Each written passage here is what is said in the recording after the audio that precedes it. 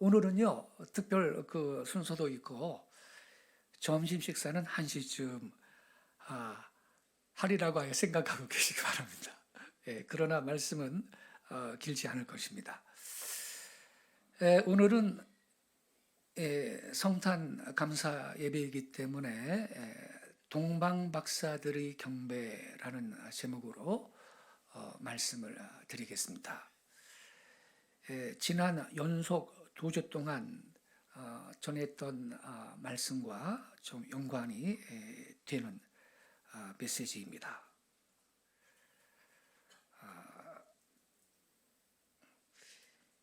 오늘 본문이고요. 이분은요, 오소은 목사님이신데요. 1931년생이시고 재작년에 천국 가셨습니다.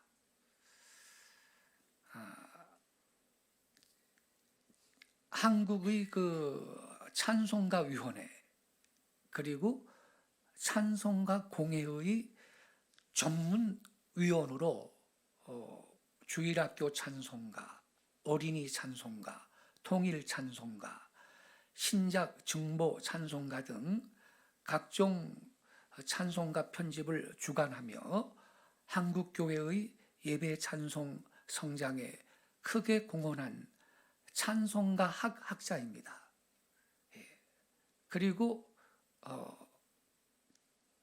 작사 작곡을 직접 하시는 분이고요. 우리 한국교회가요, 80년대까지만 해도 감리교 찬송가 별도로 있고, 뭐 장로교도 통합교단 찬송가, 합동교단 찬송가 별도로 있고, 뭐 성결교 찬송가 별도로 있고 이랬거든요. 찬송가를 그래서 성도들은 하나 되기를 원했죠. 그런데 남북 통일인데도 찬송가 통일은 안 된다 이런 말이 있었어요 그때. 왜냐하면 각 교단마다 찬송가 팔아가지고 수익이 생기는데 그거를 통일을 하면 대교단은 수입이 줄어들기 때문에 그렇게 어려운 일이었어요 그게. 그런데 찬송가를 한국교회가 하나로 만들었는데 그때 이분도 편찬위원회 한 사람으로 활동을 하신 분입니다. 여러분, 사막에 샘이 넘쳐 흐르리라 이 노래 아시죠? 이 노래도 오소은 목사님이 히브리 노래를 편곡해서 이사야 11장 6절부터 9절의 내용을 가사로 만든 노래입니다. 사막에 샘이 넘쳐 흐르리라 이 노래도 지금도 많이 불리는 노래죠. 이 오소은 목사님이 만드셨고요. 그리고요, 여러분들 가운데 교회를 1960년대부터 다니신 분이 계신다면, 저는 1960년대부터 다녔거든요. 유치부 때부터. 그때 저는 이 노래를 불렀어요, 교회에서.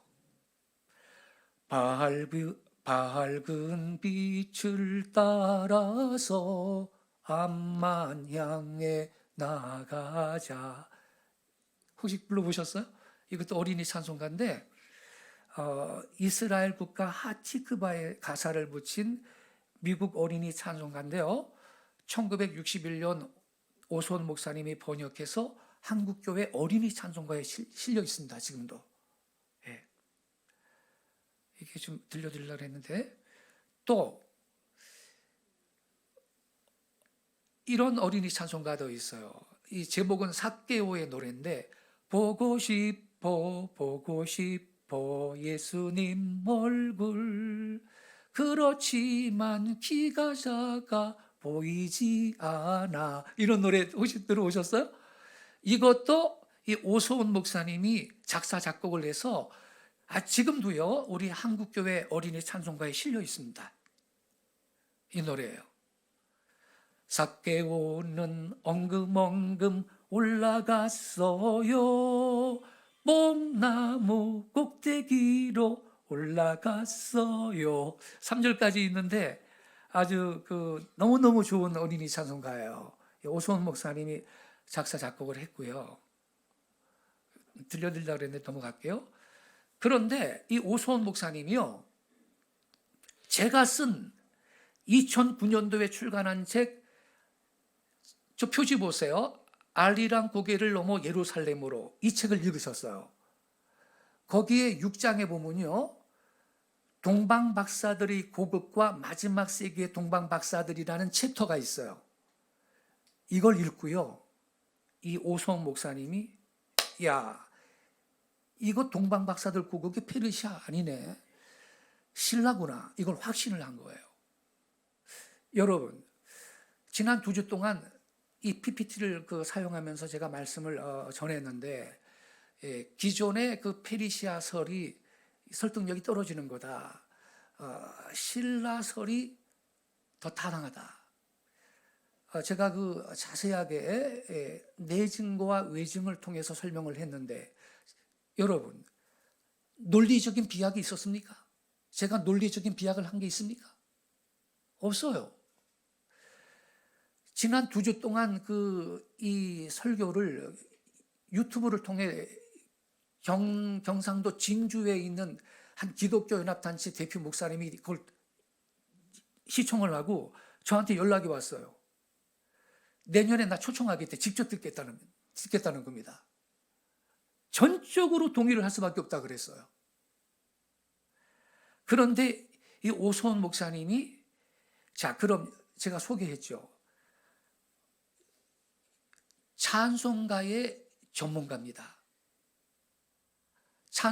한국교회 찬송가 편찬 위원으로서도 활동을 했던 분이고, 그럼 이런 분이 찬송가를 만들 때 가사를 함부로 만들까요? 그렇지 않겠죠. 근데 이분이 제가 쓴 책을 읽고, 이거 동방박사가 이거 신라구나, 이게 확실하다, 확신을 한 거예요. 그래가지고 이분이 세상에 새 찬송가를 만들었는데, 신라 땅에 동방박사 예물을 드렸네, 이런 가사로 찬송가를 만든 거예요. 이런 가사로. 이거예요. 저 악보 좀 나눠주세요. 큰 거. 여러분이 같이 나눠주세요. 여기 1절을 보면요, 오 예수님 우리 구주 이 땅에 오셨네, 우리 죄를 지시려고 마국간 나셨네, 생각하라 목자들이 경배를 드렸고, 맨 밑에 단 가사가 어떻게 되어 있죠? 어디 땅에요? 신라 땅에 동방박사 예물을 드렸네. 이런 노래를 만든 거예요, 이분이.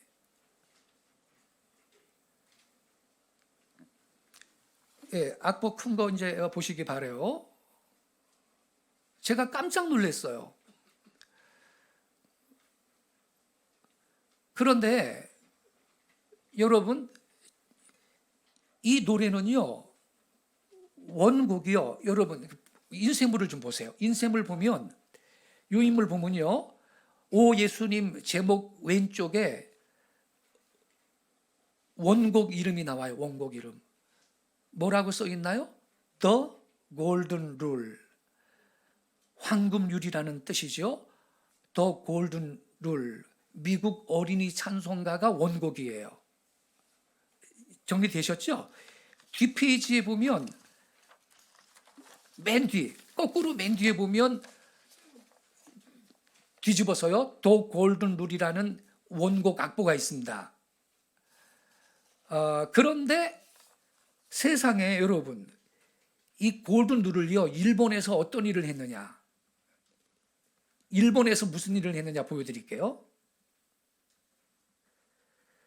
동료 등대지기의 원곡은 19세기 미국 찬송가 골든 룰입니다. 일본은요, 메이지 유신 후에 서양 음악 교육을 위해서 미국의 음악 교사를 초청했습니다. 최초로 일본 땅을 밟은 미국의 음악 선교사 루터 메이슨은요, 일본에 와서 미국 찬송가를 가르치면서 서양 음악을 가르쳤습니다. 그때 더 골든 룰이 처음에 일본에 소개가 됐어요. 이게 미국 어린이 찬송가인데, 근데 일본인들은요, 메이슨의 음악 교육만 받고 기독교는 거부하는 거야. 기독교는 거부하고 서양 찬송과 곡조를 배우면 자기들이 거기에 맞춰 작사를 해가지고 찬가를 만들어 버렸어요. 그리하여 개화기 일본의 찬가들은 거의가 메이슨에게 배운 서양 찬송가였습니다. 찬가가 뭐냐? 개항과 함께 수용된 서구의 악곡에 맞추어 제작된 노래 가사를 찬가라 하는데, 민요에 의거하여 지은 것, 기독교 찬송가와 같은 서양 노래 곡조에 얹어서 부르도록 지은 것 등 그 출처가 다양합니다. 메이슨이요, 그러니까 기분 나쁘지. 찬송가를 이렇게 찬가로 바꾸니까. 그래서 못마땅하게 여겨가지고 여기니까 일본 정부가 이 메이슨 선교사를 미국으로 추방해 버렸어요. 등대직이라는 노래에도 미국 찬송가 이 더 골든 룰의 가사를 붙여 일본에서 찬가를 만든 겁니다. 이 노래는 메이지 시대부터 신작 찬가로 불리다가 1947년 미 군정 기간에 일본 문부성이 발간한 소학교 5학년의 음악, 소학교 5학년생의 음악이라는 이 책인데, 거기에 등대직이라는 제목으로 실렸어요. 일본 초등학교 교과서에. 가사는요, 일본 시인 가츠 요시오가 작사를 했다고요. 그게 여러분 등대지기에 얼어붙은 날, 이거예요. 얼어붙은 날 그림자 물결 위에 차고, 이거를 일본 시인 가츠 요시오가 작사를 해가지고 더 골든룰에 붙인 거예요. 등대지기가 그렇게 나온 거예요. 근데 해방 후에 일본 유학에서 돌아온 나훈영 장로의 부인, 여호와는 나의 목자시니 내게 부족함이, 그거 만드신 분이에요. 이 나훈영 장로님이. 이 나훈영 장로의 부인 성악가 유경선 장로가 이걸 번역해가지고 한국에 소개함으로써 등대직이라는 노래가 오늘의 한국에도 지금 퍼져 있는 거예요. 1970년대 초에 시인 고은이, 이분은 본명은 고은태입니다. 고은태. 근데 이제 태자를 빼고 이제 고은이라는 이름으로 활동을 했는데, 이 고은이 가사를 붙인 것이라고 한동안 인용했지만 사실이 아닙니다, 여러분. 사실 아니에요. 지금 불리는 가사는 성악가 유경선 여사가 시인 가츠 요시오가 쓴 가사 등대지기, 등대수죠. 등대지기를 번안한 거예요. 이거예요. 얼어붙은 날 그림자. 예.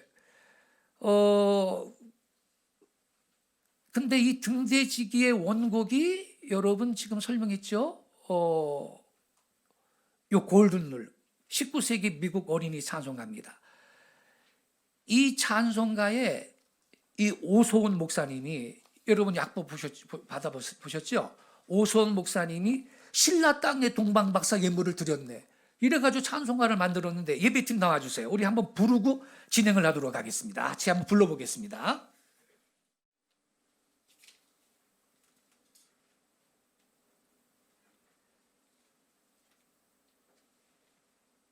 이따 시간 되면 등대지기도 한번 불러볼까요?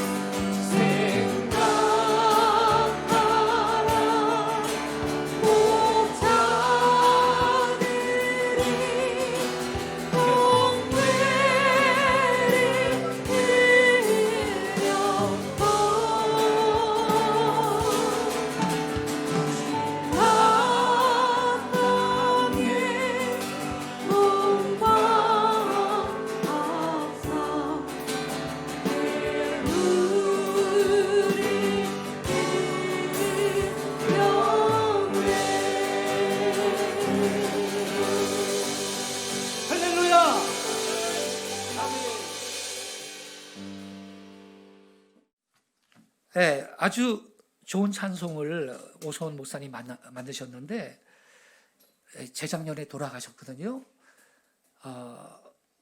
저는 아버지가 1930년생인데 역시 재작년에 돌아가셨는데 오소원 목사님은 1931년생이고 저한테 아버지 같은 분이죠.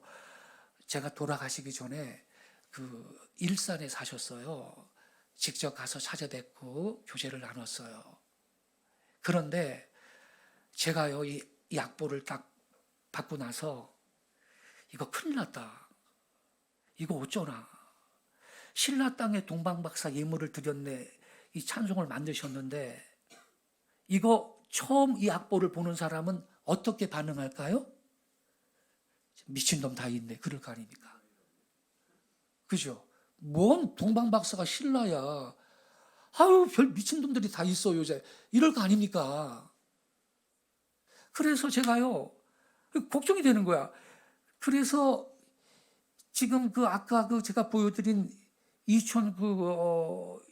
책은요, 2009년 출간됐는데 여기 있지만 이게 출판사가 사정이 안 좋아가지고 이게 지금 품절이 됐어요. 재판을 안 찍어요. 그래서 이 책을 읽어야 이해가 되는 거거든요. 그런데 이 책이 품절이 됐고 그래서 이제 1월 달에 그 새 책이 출간이 되는데 거기에 제3장에 이 동방박사들의 고국과 마지막 세계 동방박사들 이 내용이 좀 더 보완을 해서 들어갈 것입니다. 여러분, 신라 땅에 동방박사 예물 드렸네. 이 좋은 노래 만드셨는데 제가 그 한쪽에 마음 한구석에 이게 참 부담이 된 거죠. 인터넷 한번 보세요. 유석근 목사가 얼마나 나쁜 놈인가. 아주 괴수로, 이단의 괴수로 만든 사람 한두 명이 아니에요. 전후 맥락 다 빼뜨려 놓고 부분적으로만 딱 그냥 그 소개를 하면서 그래요, 여러분.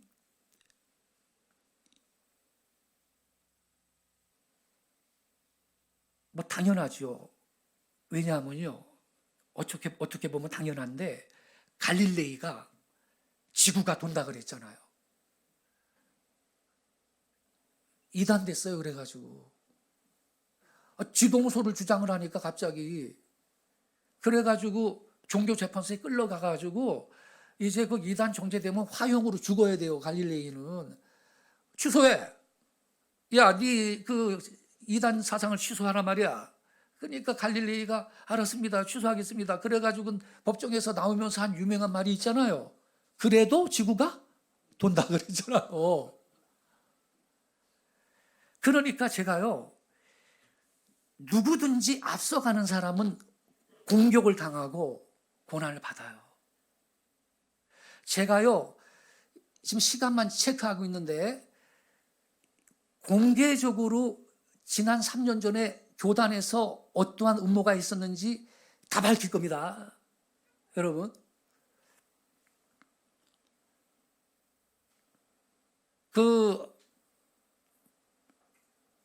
이분은요, 누구냐면 마크 비셔 목사님인데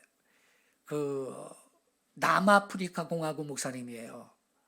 근데 20년 전에 제가 40대 초에 우리 교회에 와서 집회했어요.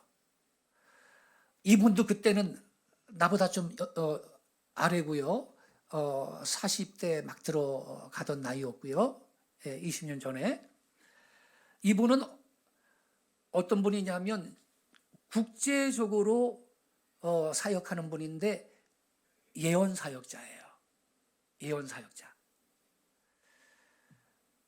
누가 소개를 해서 우리 교회는 영적인 사역에 열려있는 교회입니다. 예언적인 사역에. 절제를 하고 있어서 그렇지. 근데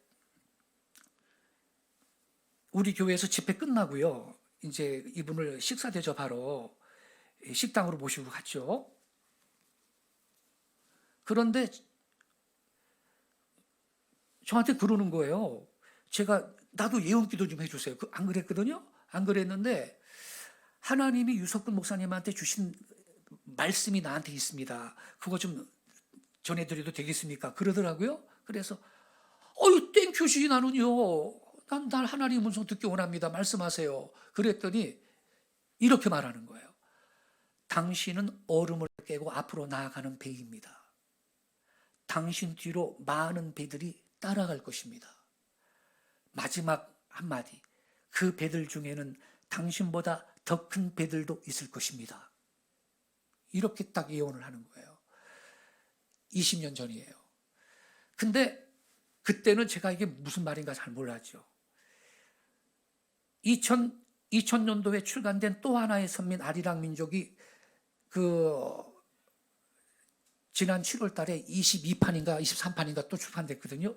20년 동안 계속 나오는 거예요. 선전도 안 했는데.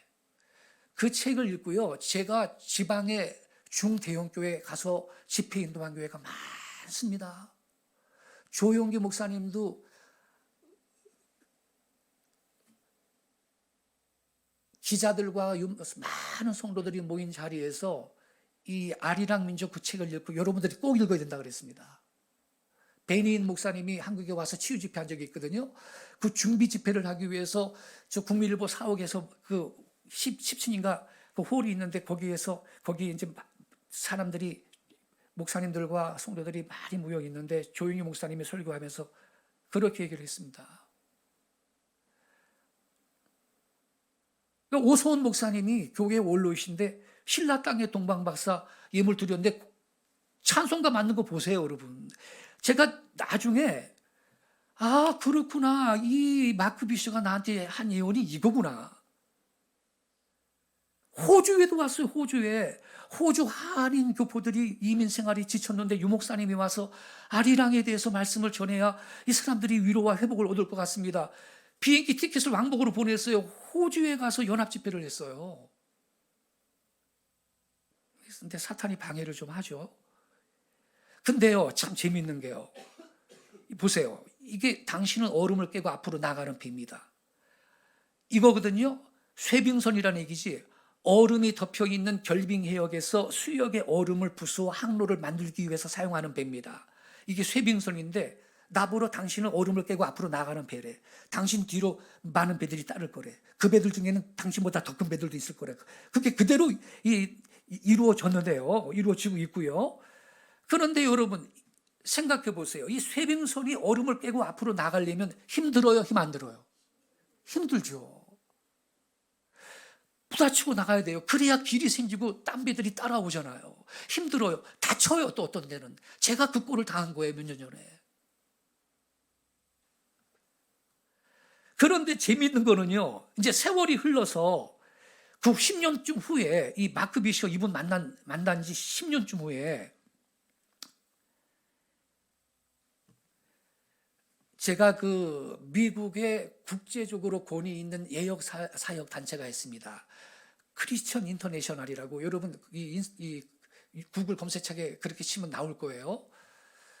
지금 지구상에 있는 예언 사역기와 기관 가운데 가장 권위 있는 기관이고 저는 거기 가서 지도자 훈련도 받았어요. 그리고 한국의 강남에 CI 코리아가 있었고 제가 CI 코리아 신학원에서 은사에 대해서 강의를 하고 사역도 하고 그랬어요. 그런데 한 번은 그 미국 CI CI 본부에서 저명한 강사들이 와서 CI 코리아 회관에서 이제 그 예언 사역 훈련하는 그 세미나가 있었어요. 이제 강의가 진행이 되고 또 실제적으로 서로를 위해서 예언적인 기도를 하고 그런 훈련이 있었는데 7사람 내지 10명씩 다 손을 잡고 동그랗게 쓰라는 거야. 그러면서 CI 본부에서 오신 그 목사님이 한 사람씩 가운데 들어가게 하고 다 눈을 감고 이 사람에 대해서 하나님 말씀을 주세요. 이 사람한테 전해야 될 예언적인 말씀을 주세요. 기도하라 그러더라고. 그래서 한 사람 들어가면 이제 나머지가 다 이 사람을 놓고 이 사람에 대한 말씀을 주세요. 기도하는 거야. 그러면 환상을 보거나 음성을 듣거나 다 듣는다고. 그러면 나머지 9사람이 하나님이 당신한테 이런 말씀 줬습니다. 이걸 얘기를 해주는 거예요. 그런데 기가 막히죠. 그림은 다른데 내용은 똑같아. 본 그림은 다른데. 이 성령이 하신 일이거든요. 그런데 이제 저한테, 우리 교회에 저한테, 제가 이제 가운데 들어갔다 나왔어요. 그런데 이거 국제적인 집회였어요. 그래서 일본에서 온 일본인 여자인데, 일본인 여자, 유리라는 일본인 여자인데, 이렇게 나한테 얘기하는 거예요. 제가 유 목사님을 위해서 기도하고 눈 감고 성령의 음성을 구할 때 V자 대열로 날아가는 이 철새들의 맨 앞에 있는 새를 보여주셨는데 유 목사님은 그 맨 앞에 있는 새라고 그럽니다. 그러는 거야. 할렐루야. 깜짝 놀랐어요. 여러분, 철새들이 V자 편대로 날아가잖아, 이렇게요. 근데 이걸 보여주면서 하나님이, 유석근 목사님은 저 맨 앞에 있는 새라고 하나님 나한테 말씀하셨다 그러는 거예요. 그래서 제가, 야, 이거 그림이 이거랑 똑같다. 내용은 똑같은 거다. 그림은 다르지만 내용은 똑같은 거다라고 제가 확인을 한 거예요. 자, 그럼 여러분, 이 경우도 마찬가지거든. 철새들이 V자 편대로 날아가는데 맨 앞에 있는 새가 바람의 저항을 제일 많이 받는데요. 그래서 철새들도요, 이렇게 날아가다가 맨 앞에 있는 새가 뒤로 빠진답니다. 그리고 교체를 해준다는 거예요. 너무 힘들기 때문에. 그러니 여러분, 제가 동방박사가 신라 사람이라 그러니 날 미친놈이라 그러는 사람이 인터넷에 있더라고요. 아니, 전체 내용을 자세히 공부도 안 하고. 그러니까 여러분, 저를 위해 기도해 주세요. 저는 사명이 있습니다. 저는 목회 사역과 함께 우리 민족의 성경상의 부르심과 그 기원이 뭔지 이걸 외쳐서 영적 침체 가운데 우리 한국교회를 깨워야 될 사명이 저한테 있습니다. 예, 그래서요, 여러분, 이제 이 책이 다음 달에 나올 건데 잘 출간이 될 수 있도록 여러분 꼭 기도해 주시기를 바랍니다. 예. 이 철새 그 전문가가 하는 말이, 철새들이 왜 저렇게 V자 편대로 날아가냐? 두 가지 이유가 있다 그럽니다. 그래야 일렬로 쭉 날아가면 뒤에 새는 앞이 안 보이는데 시야가 확보가 안 된대요. 그래서 철새들이 시야 확보를 위해서 V자로 날아가고, 또 한 가지는요, 일렬로 쫙 날아가면요, 앞에 있는 새가 갑자기 응가를 하면 똥을 얼굴에 새가 뒤집어 쓰게 된대, 뒤에 새가. 그래가지고 새들도 똑똑하죠. 그래서 저 V자 대열로 날아간다는 거예요. 여러분, 하나님께서 이 외에 저한테 주신 그 예언적인 말씀들이 많이 있어요. 간증이 있는데, 주님께서 이 저를 통해서 선포되는 메시지를 통해 가지고 한국교회 안에서 귀한 열매들이 있게 하실 날이 분명히 올 겁니다. 예. 열매들이 벌써 있고요, 여러분.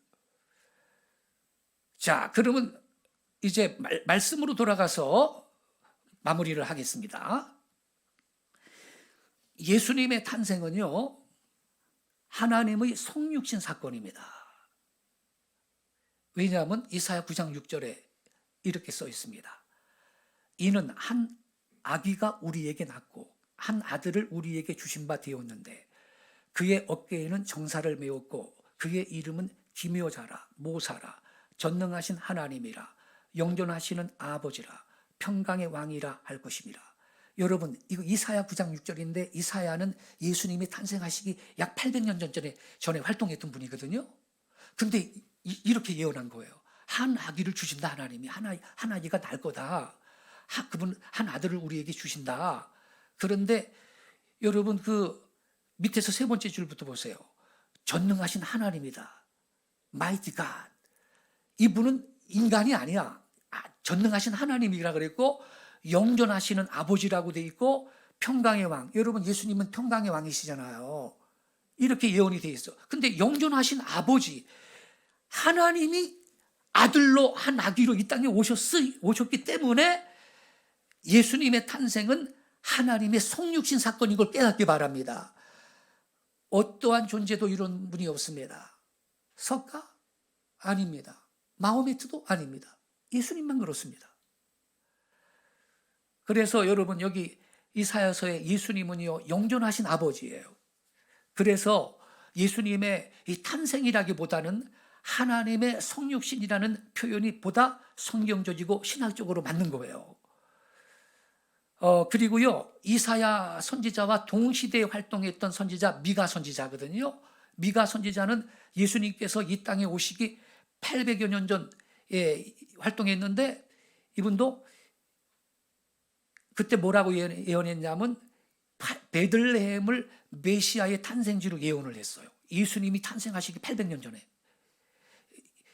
베들레헴은요 예루살렘에서 남쪽으로 8km나 약 10km 정도 떨어진 해발 760m 높이의 산지인데요.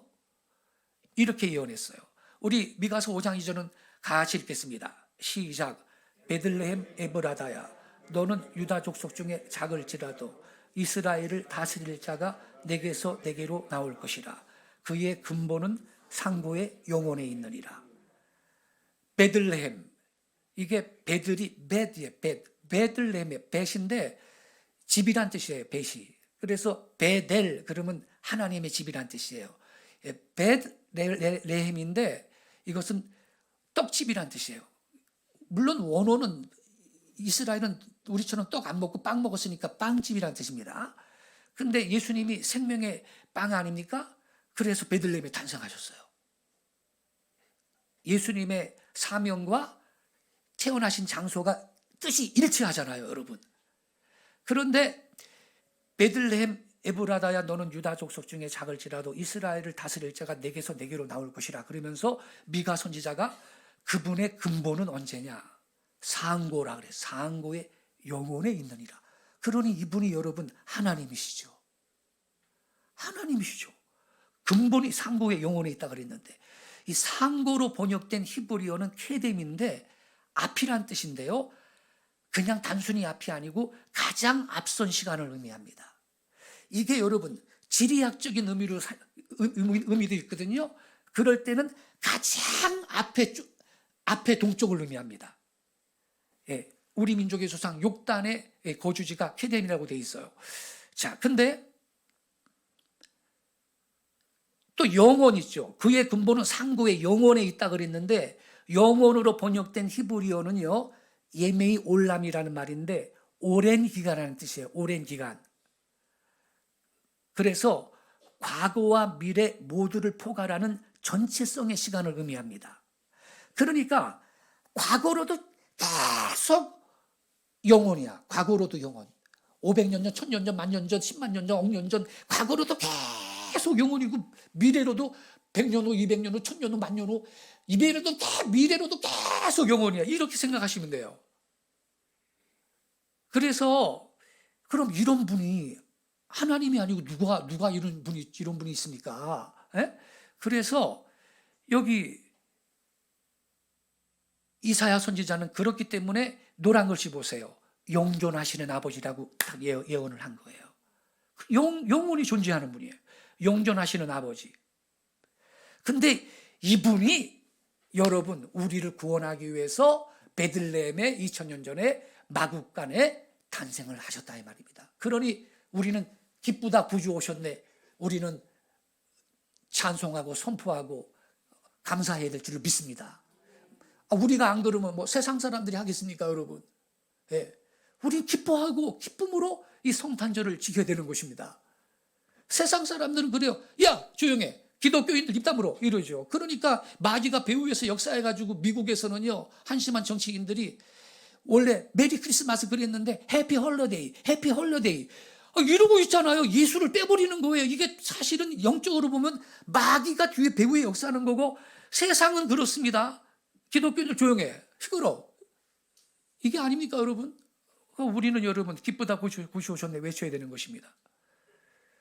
그런데 동방 박사들은 여러분 세상에 1년 이상 2년 가까이 세상에 그 먼 땅에서 경배를 하기 위해서 베들레헴까지 갔는데, 예루살렘까지 갔는데 말로 다 할 수 없는 고생과 수고를 감당해야 했습니다. 그렇지 않았겠습니까, 여러분? 한두 달 여행도 아닌데. 뿐만 아니라 이들은 많은 경비를 드려야만 했습니다. 아니 우리가 여러분 3박 4일 어디 여행 가도 돈이 필요하고 경비가 드는 건데, 아니 약 2년 동안 여러분 이 신라에서 저 예루살렘까지 가려면 경비가 여러분 필요하잖아요.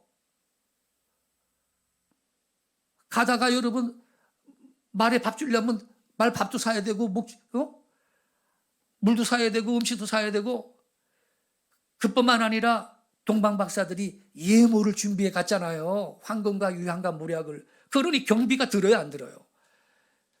우리는 성탄절을 맞이하면서 이와 같은 예수님을 향한 동방 박사들의 그 열정과 주님을 향한 사랑, 주님을 섬기기 위한 희생, 이걸 우린 성탄절에 배워야 할 줄로 믿습니다. 그래야 됩니다. 동방의 박사들은 황금과 유향과 모략을 드렸는데, 오늘 여러분은 뭘 드려서 주님께 경배하기를 원하십니까? 내 자신을 드려야 되겠습니다. 여러분의 젊음을 드리기 바랍니다. 주님, 나를 사용해 주세요. 나 같은 죄인 구원하려고 주님께서 도성인신하셔서 사람의 모습으로 이 땅에 오셨고, 그리고 대속의 제물이 되어 죽어주셨는데, 주님, 나도 내 삶을 드립니다. 나를 사용해 주세요. 여러분 자신을 드리는 성탄절이 되시기를 바랍니다. 이것이 가장 귀한 선물, 최고의 예물이 될 줄로 믿습니다. 우리 주님이 우리의 그러한 헌신을 기대하고 계십니다. 이러한 성탄절이 꼭 되실 수 있기를 바랍니다. 할렐루야. 기도하겠습니다.